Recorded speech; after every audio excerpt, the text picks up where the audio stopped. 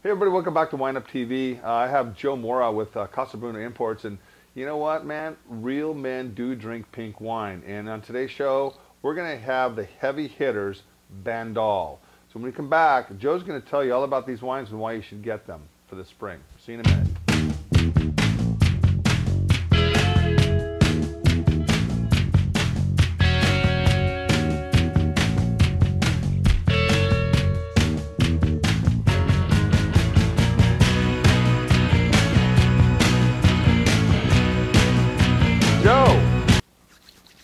Glad to be back. Glad to have you back, man. You know, you're going to Italy, what, next week? In April, but it feels like next week. God damn, you know, you're the lucky guy over here. He's blessed to be able to go over there and check out all the wine regions over there. It's actually, what kind of a trip are you taking? It's over 2 weeks. It's going to be focused mostly Piemonte, a little bit of Umbria and Tuscany, and then the highlight of the trip is a week in Sicily. And that's what I'm really looking forward to. Awesome. I can't wait to you come back and share some of your stories. I think absolutely plan to do that. It's going to be fantastic. All right, guys, you know what? Real men do have purple hair, painted fingernails, and drink rosé. And I'm going to show you that today in the show. You know, rosés tend to get bashed. Why? Because most people make rosé just to make rosé. That's right. These guys only make rosé. That's right. Rosé for many people is an afterthought. It's a way to use wine in a more creative way and to offer something different. But oftentimes the passion and love and the grapes are not there for the best wines. So, but Bandol for sure. Provence generally rosé is king there. That's what they make most of. Yep. So we have two Bandol rosés from Domaine Bounan. We also have a less expensive rosé from the Costières de Nîmes. Yeah, a rosé coming in $11 a bottle. Yeah. From a really good region over there in France. And I'll tell you guys, you know, at the end of the day, springtime's coming, summer's coming. It's a little bit warm to be drinking your heavy cabs and some of your heavier Merlots or Syrahs. What I like about Bandol is the fact that they're mostly Mourvèdre. And that's their base to all their wines. They don't mess around. It's not an afterthought, like Joe said. This is what they specialize in. And they don't skimp on their production and on their quality. Tell us a little bit about the first wine, Joe. All right. This is a producer of red, white, and rosé wines in the Costières de Nîmes in Saint-Gilles. It's across from Châteauneuf-du-Pape.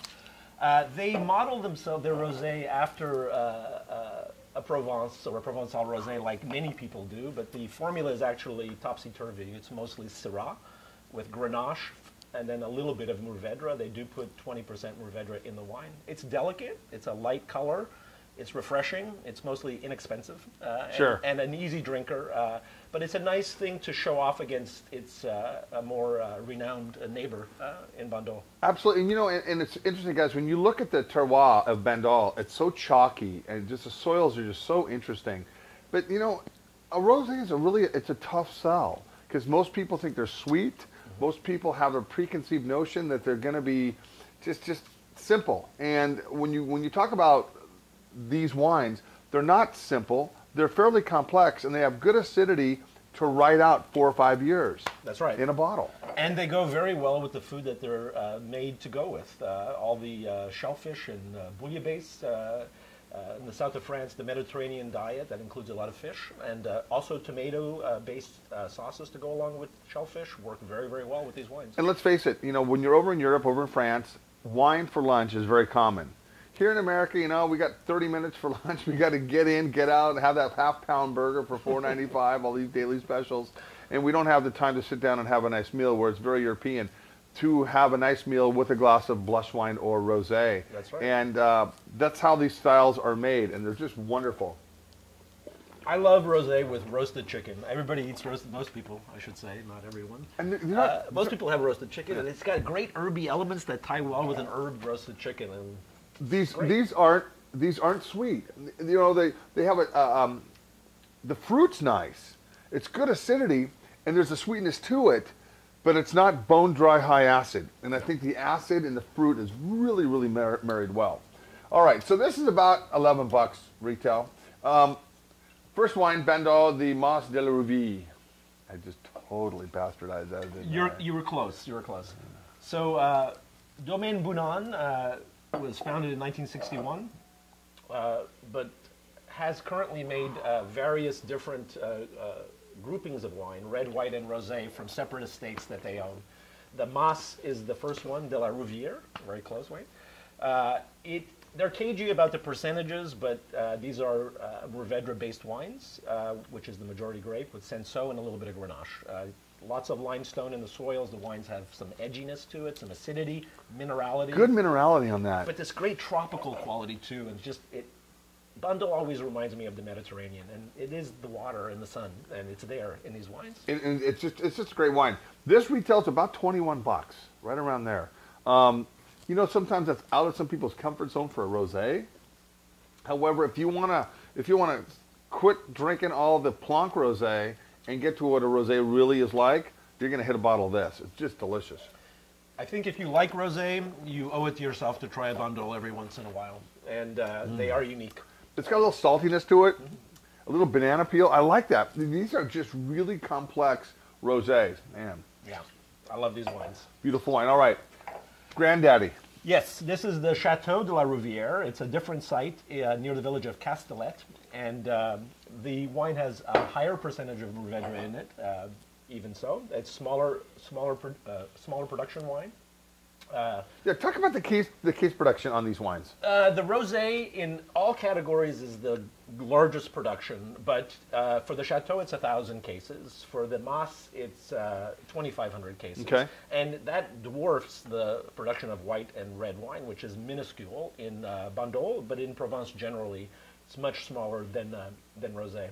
In this region, everyone is committed to making rosé. See, which is great, because, you know, we live here, obviously, in the Willamette Valley, where everybody's committed to pretty much Pinot Noir and Pinot Gris, but more so Pinot Noir. And that's what they strive to do. There are some wineries, like Colleen Clemens makes a really great rosé, but it's kind of like they can only make so much of it, because I'll tell you guys, they have about 3 months in which to sell their rosé here in Oregon, whereas this stuff here, they make it for the long term. So this can sit on the shelf for a couple of years, it's fine. Actually, it gets a little bit better.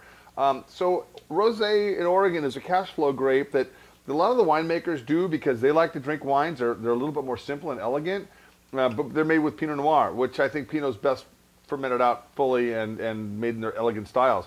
But these wines here, these wines rock it. This is a great everyday drinking wine with your, you know, pizza, with your chicken, your roasted chicken. That's right. That's right. I think, you know, when you try them together, they all have their qualities. Definitely different budgets for different people. But don't deny yourself Bandol Rosé. It is really the greatest rosé in the world. It is, and this is about $26 a bottle. They're available right here. Let me know what you're looking for. And wow, Joe. Short sleeves. Short sleeves. I know it's rosé time. It's going to be 65 degrees out today. Best day of the year so far, man. It's always like this in Oregon. It's beautiful and sunny and warm. Anyway, man, when you come back from your trip, we're going to sit down. And you're going to tell us all about your trip for a few minutes, and then bring in some wines that you've had over in Italy. I can't wait to see you. Safe travels, my friend. Guys, when we come back, we're going to have another person on here that's going to rock it.